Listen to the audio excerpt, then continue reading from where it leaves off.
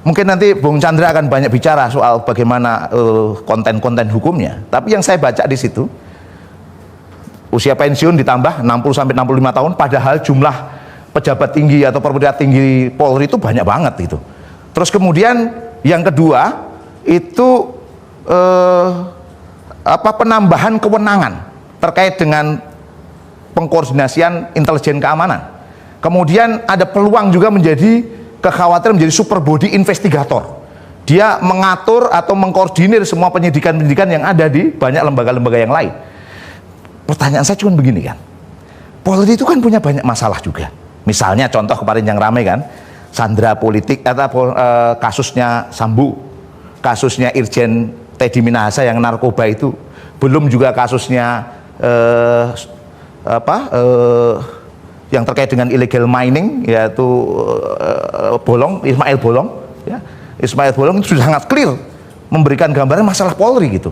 Belum lagi kemarin Indeks Mundi itu mempublikasikan bahwa Polri itu nilai indeks persepsi korupsi polisi itu 7,25. Ini tertinggi di Asia Tenggara. Ini kan masalah mereka. Harusnya RUU diberikan untuk menyelesaikan masalah ini. Tapi apa? RUU yang diberikan malah memperluas kewenangan Polri. Ini ada apa sebenarnya? Saya membaca ini semacam hadiah, semacam gift dari pemerintah yang ada, supaya nanti memberikan tik kepada pemerintah yang ada. TNI, RUU TNI. RUU TNI ini ada satu yang penting saya baca. Satu, usia pensiun 60-65 tahun. Tambah lagi, padahal perwira tinggi TNI yang mohon maaf tanpa jabatan itu banyak banget. Ini kan nambah problem. Terus kemudian pihak-pihak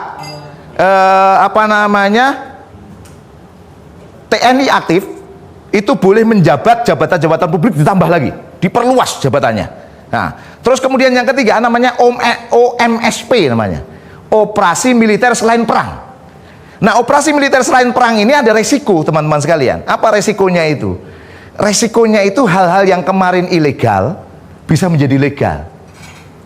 Ya, misalnya terkait dengan pengamanan, ya, pengamanan perusahaan tambang kah, pengamanan terkait dengan kemarin kejaksaan kah, itu kan sebenarnya dalam konteks kepentingan TNI nggak ada. Kalau sudah seperti ini, resiko terjadinya masuknya lagi dwi fungsi ABRI. Nah, padahal TNI itu harusnya lebih fokus pada problem-problem kedaulatan negara. Contoh apa kedaulatan negara itu? Sekarang Indonesia dekat dengan Laut Cina Selatan yang mengalami konflik, peluang Amerika dengan Cina berkonflik di tempat itu yang berpeluang mengganggu negeri kita. Kenapa nggak itu jadi konsentrasi? Yang ada malah TNI lebih masuk ke ruang-ruang sipil, dan ini peluang kontrol penuh TNI oleh pemerintah apabila tidak ada proses-proses yang benar terkait dengan RUU TNI. Akhirnya apa? Dari semua gambar ini teman-teman sekalian, inilah populis otoriter. Mereka membangun kepada rakyat populer, tapi kepada kelompok kritis otoriter, kepada lembaga-lembaga resmi kooptasi dengan take and give, kasih hadiah tapi take, kasih hadiah tapi take. Inilah landscape politik kita ke depan. Apakah ini akan beresiko? Jelas beresiko. Problem luar biasa. Kenapa? Karena kemungkinan besar yang akan dilayani tidak lainlah dah oligark, investor, dan para kapitalis. Pak Agung ngomong aja, yuk kita lihat bersama. Kalau kita baca, misalnya yang jadi pikiran ke depan, ya, yang jadi pikiran ke depan dari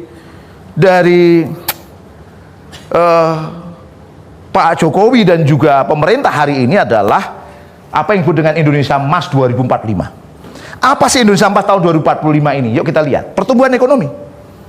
Pertumbuhan ekonomi lupa pemerataan. Ini yang terjadi akhirnya. Ada kelompok 1%, ada kelompok 95%. Yang dibanggakan Pak Jokowi misalnya terkait pertumbuhan ekonomi di Maluku yang terbesar katanya di dunia, 27%. Tapi apa? Indeks Gini rasionya 0,3, tinggi sekali, kemiskinan nambah. Ini kan aneh. Pertumbuhan ekonomi lupa pemerataan. Inilah kapitalisme. Kemudian yang kedua, industrialisasi hilirisasi. Yang poin industrialisasi dan hilirisasi itu investasi asing, investasi yang lebih banyak lagi. Inilah poin yang luar biasa yang ada di tengah-tengah kita. Oleh karena itu, kepemimpinan ini ke depan, prediksi saya adalah kepemimpinan yang populis, otoriter, untuk melanggengkan sistem ekonomi kapitalisme liberal, melanggengkan oligark, investor, dan para kapitalis. Sahabat-sahabatku sekalian, saya ingin menyampaikan kesempatan kali ini bahwa Indonesia luar biasa. Indonesia hebat sejak zaman dulu. Indonesia dilalui Sea Land on Communication, Selat Malaka. Ada Alki 1, Alki 2, Alki 3, Selat Sunda, Selat Lombok, Selat Wetan. Ini jalur luar biasa, jalur militer, jalur ekonomi luar biasa. Indonesia negeri kaya, negeri hebat. Kita membutuhkan kepemimpinan yang bukan populis, otoriter untuk kepentingan kapitalis, tapi kita butuh berhijrah menuju kepemimpinan yang lebih baik.